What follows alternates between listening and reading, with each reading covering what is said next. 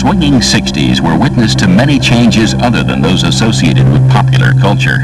While London's teenagers were getting high on marijuana and LSD, one of its main figures sought explanation in the strange and macabre through his psychic research, eventually coming up against the justice system. London's David Farrant has served 5 years imprisonment for body snatching, vampire hunting, and defacement of church property. Crimes he denies. Well, I'm David Farrant, and I'm the president of the British Psychic and Occult Society, which I founded in 1967. And the purpose of the society was to look into all cases of unexplained phenomena.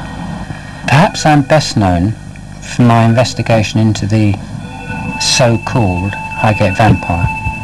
In the late 1960s, there were reports, local reports, in Highgate village mainly, about a tall, dark figure that had been seen in and around Highgate Cemetery. I decided to go to Highgate Cemetery to see if I could find any logical explanation. I went to the top gate where other people had reported seeing mostly, and I actually became aware of something myself. I saw 2 points of light, orangey red light, which I took to be its eyes. I have never seen anything like that before. What was really unnerving was the fact that I really felt I was under psychic attack.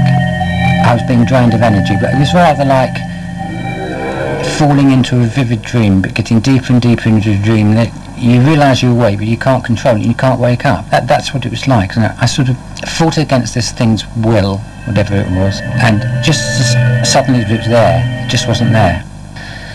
We then had a meeting of the British Psychic and Occult Society, and we decided to conduct a psychic seance in Highgate Cemetery one night. Unfortunately, that particular vigil got interrupted by the police. The case made headlines, and I became branded as a vampire hunter.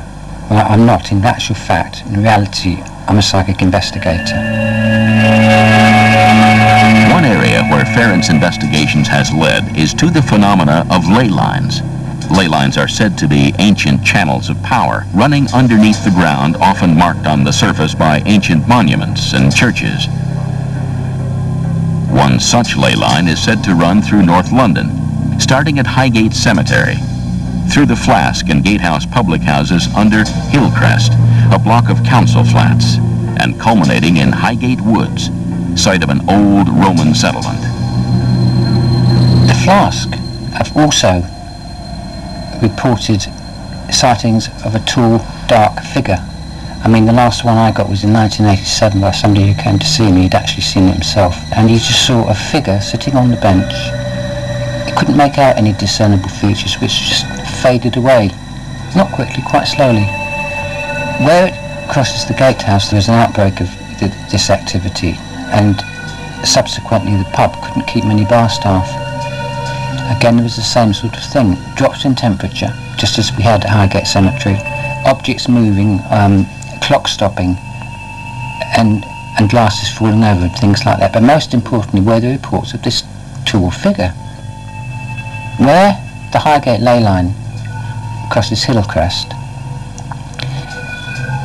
we discover that Hillcrest itself used to house a large nunnery, that there had again been reports of a tall dark figure in the grounds. The activity in one flat became so horrendous that the residents actually couldn't live there anymore and they had to move out. Doors used to open and close, apparently by their own accord. The bell used to ring at night, in the early hours of the morning for no apparent reason.